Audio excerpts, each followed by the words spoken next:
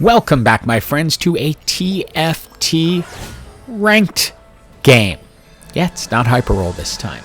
If you only want to see Hyperroll content and want to click away now, I forgive you. It's absolutely okay. I'm going to try to make this pretty quick, but basically what I do every season after I get into Hyper Tier is I like to at least get myself into Gold so that I get the rewards. So every season I get the victorious whatever they give out. Now, obviously, there's a different strategy to ranked than in Hyperroll. You're not just rolling like crazy. Here I see a Swiftshot heart, which I'm able to pick up because I've already picked up 2 Cavaliers, but I'm not necessarily going to roll down to just see what I can get. I'm going to level up so that I have an advantage because now I have my 2 Cavaliers and 2 Swiftshots to start.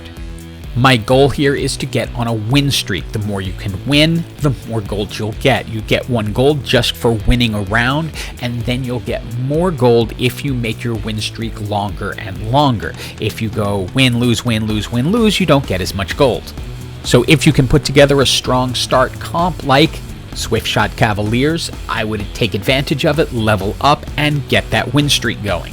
Unfortunately, you can't guarantee the win streak, and here I lost just before the carousel, so I kind of got the worst of both worlds. I lost my win streak, and I was also forced to go towards the end of the carousel. I still have that spatula that we started with, but I pick up the sparring glove so I can make an infinity edge. Now, ranked is really a game of trying to play the streaks. Once I lost going into the carousel, I'm okay with losing here. You'll notice I picked up a Yone because I'm thinking I can use this spatula to make Swiftshot Yone. Our Mirage buff is Executioner's Edge, which is going to be really good if we can get some Mirage going because they will automatically crit low health champions. This person has already figured it out as they have a Swiftshot Yone. And while I'd actually rather lose this by a little just to keep the streak going, we end up winning. Now, even though Gary normally works the Hyperroll desks, I can get him to switch every now and then, and he shows his hand right here as I get a very early itis out of the NPC round, which is going to greatly empower my champions. Now, because we deal in interest in everything, I don't want to go up until 3-2 to the next level, at what point I can bring in a second Guardian because I have Rakan to go alongside of Itis, but she does pretty well despite the fact that she was facing a detriment in characters. It's time for our second set of augments, and the TFT gods are really pushing for Swiftshots. They want to see some type of Swiftshot build here, so we're gonna give it to them. 3-2 is also the level where you go to 6 and then see what you can make of your team. It's often that you'll then roll down a little bit if you feel you need to, or just stay where you are if you want to.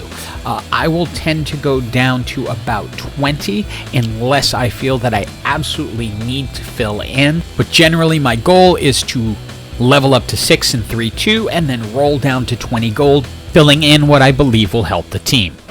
And you will see now that we're up to 4 Swiftshots, they're going to be attacking pretty quick. Having Itis out front with Mogul's Mail is giving us a big advantage because our front line is really tanky. And I would like to win this round because currently I'm at 29 gold. I'm hoping Mogul's Mail is going to pay off here, but I didn't know for sure. It ended up doing it. But the point is, winning, I get 1 gold, and it will take me up to 30, which will then give me an extra gold in interest. And the big drawback to ranked, at least for us regular Hyperroll players, is the carousel mechanic. You have to kind of hope you can get what you want. In this case, I pick up a Negatron cloak because I'm thinking I have the makings of both the Infinity Edge and a Bloodthirster now. And even though they would help, I'm not slamming items right now. I'm towards the top of the health charts, and I'm not sure who's exactly going to stay or go. So while I'd like to win to keep the streak going, it's not disastrous if I lose.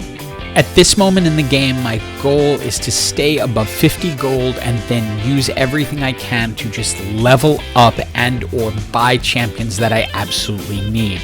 I'd like to win, but it's not essential. I'm more interested in getting my levels up so I can get the champions I really need to fill this out. And it may look ugly right now, but if you look at this other player, they're up at 7 and have spent almost all their gold. I'm going to go up to 7 next round and we'll still have 50 gold. So I'm ultimately in a far better position. It's time for our third and final augment. I was hoping for healing, and I got the choice between Celestial Blessing or Thrill of the Hunt. I personally like Thrill of the Hunt better, as it adds burst healing in. Now I like to do a little rolling at level 7 just to see what we can get out of it, if we can get lucky, and yeah, we get lucky with an Ao Shin and also the ability to 2-star our Yone. So we're in a really good shape right now. We're going to go ahead and lock for that Nunu, and then what was originally going to be our Infinity Edge Bloodthirster combo, I just decided, you know what, we're going to use this Ao Shin when we get a chance. So Spear of Sojin goes on Ao Shin. So why not put Spear of Sojin on Ezreal? The reason is I don't know if Ezreal's going to stay or go. If Ezreal's going to stay, that's going to be my 4th Tempest. If he's absolutely going to go, then I could have done it, but I wasn't 100% sure yet. If I can ultimately get a Graves or something like that, I might switch Ezreal out, but again, at this point, I'm not 100% sure, and I'd be okay taking a loss just to do the right move at the right time. Now you can share some carousel stress with me. I see a Yasuo with a chain vest, and I want that. And I'm hoping someone doesn't grab it. I see the moment. Yes, I can grab it. That person was going to take it. That will allow me to get Yasuo into this game, which will put a second warrior on the board. And I can also give him a really good item, which is Edge of Night, which is a great Yasuo item since he does tend to get into people's back lines, and you'll want him to disappear when the time is right. As you can see, I've kind of slid away from the Swiftshot Cavalier, and I'm still using Sejuani because it's ticking the extra guild buff, which is helping me win, but I'm not necessarily pushing in that direction anymore. Right now, you will also notice I am focused on using my gold to level up. I'm 34 out of 56 to get to level 8. I'm going to stay above it. I'm not rolling for any champions right now because I want the better chances of 4s and 5s so I can complete this build.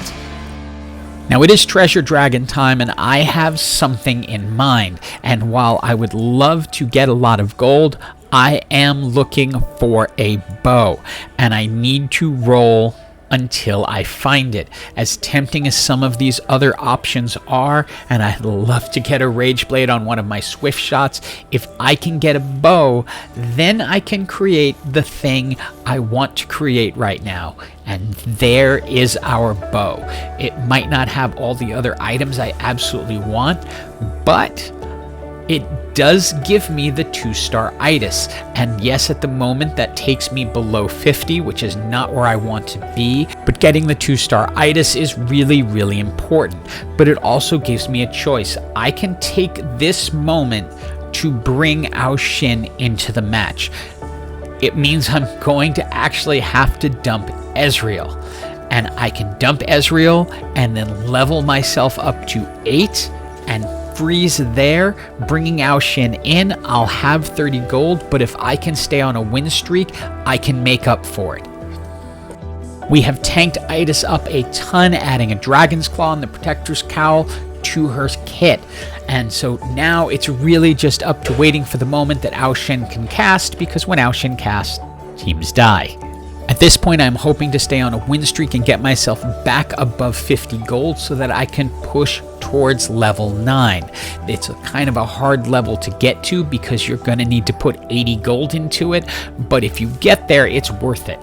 Now, I had held on to Sejuani a long time, but I realized it was time to finally take her out and just switch over to Guardian, since Itis is now up at 2 stars and super tanky. But this team we are against, the Dark Flight team with the Dark Essence and a Morellonomicon on a 2-star Swain, well, yeah, that's just too much right now. I'm still trying to stay at 50 gold so that I can go up to level 9 and then have enough gold to roll so that I can maybe get Yasuo or Ao Shin up to 2 stars, because I feel that's going to be key. I can definitely suffer one more loss and most likely 2, but it's not a sure thing. If I lose, I now have enough gold to push up to 9 and I can take my chances. Obviously, I'd like to have as much as possible, but whatever I have to do, I have to do. Luckily, I get the NPC round, so I'm able to use my extra interest from there, and now it's time to start rolling and seeing what I can pick up. The key here is going to be maybe additional dragons or Yasuo. I'd like to get to a 2-star, well, Graves will be great. I'd like to get to a 2-star Yasuo, but I will take the Thieves' Gloves, put them on Graves, and then switch the Sunfire Cape onto Rakan. That extra Tempest champion is absolutely key because it's going to increase the stun and the amount of the ability power that you get after the lightning bolt. Boom, and then my team is able to take over and finish this one off. And with that win, we are into the top 4. We roll a little bit and get the shot at the 2-star Yasuo, and at this point it is worth giving up the chance of the 2-star Shyvana to have the 2-star Yasuo locked down, because that is going to be an absolute key to winning. Now this Dark Essence Dark Flight team has been a pain for us the entire match, but we now have the 2-star Swiftshot Yasuo, and while once he jumps in, the Swiftshot emblem isn't helping that much. That Edge of Night keeps him from keeping aggro on him and allows him to do enough damage to severely destroy the damage charts. This is a Mage Lagoon team that isn't quite set up really well. It doesn't have much chance. They brought in a Yasuo towards the end to just give themselves a little bit of dragonmancer, but it just didn't help as my Yasuo just threw their whole team into the air, and then Aoshin just finishes them off. With 3 people left, it's a lot easier to navigate the carousel, and I see the Cannoneer emblem and go straight for it because I have a Graves on my team. I went ahead and put the Cannoneer emblem onto Yone, so now he's a Swiftshot Cannoneer Mirage Warrior, but he'll be getting additional attack damage through his Warrior buff, and then throwing out Cannoneer shots when he gets a chance, so I felt it was a good choice. But again, the key here, Yasuo, Aoshin combined together, just destroy the other team. And even though this Dark Flight team is incredibly strong, now that I have the 2-star Yasuo, it just doesn't matter. You can see Yasuo flying through, and anytime he starts to take damage, he kills something, and the thrill of the hunt gives him 700 health back, so he's able to keep his health up almost the entire time and finish them off quite easily. Now we're at an interesting point because I have the opportunity for a 2-star Shyvana, which could be insanely powerful, but I'm not sure if I'd want to take out my Aoshin and put those items on Shyvana. It's going to depend how this specific match turns out as to whether that's going to be a shift I make.